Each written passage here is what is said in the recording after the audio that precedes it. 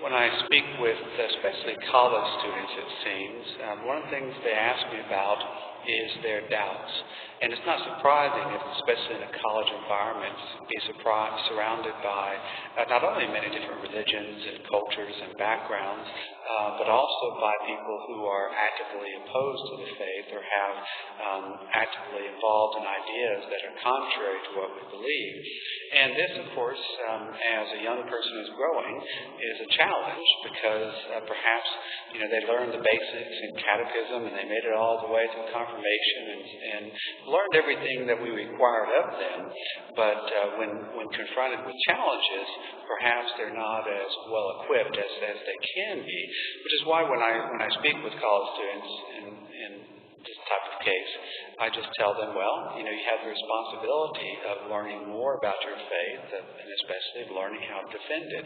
It's one thing to, kind of like I said yesterday about the Holy Spirit, it's one thing to know what the church teaches. It's quite another thing to understand it and to live it and to understand it with the heart. The mind and the heart, both need to work together towards understanding. This leads to wisdom, which is what the book of Sirach is talking about. All these things then lead to the highest gift of the Holy Spirit, which is wisdom, which is really thriving in God's truth. But in today's gospel, we see also Jesus calls the people who were unable to, his disciples and also the people who were unable to drive out this demon. He says, "O faithless generation, how long will I be with you? How long will I endure you? Bring him to me." He's challenging them on the depth of their faith. He says, because they even say, if you can do something for him, have compassion on us. And Jesus says, if I can, who are you kidding? And he says, everything is possible to one who has faith. And so then the boy's father cries out, and this is the beautiful wisdom that he offers to us today. He says, I do believe, help my unbelief. And that's the final thing that I tell the college students, is that it's perfectly okay in your prayer to tell God, Lord, I believe, but I don't completely understand. Lord, I believe, but I find this difficult. Lord, I believe, help me to increase my faith. That's a great prayer. That's a wonderful thing to talk to the Lord about, because you won't ever be able to comprehend everything. And that's why I brought out my little Kindle on iPhone. And I can come across this quote.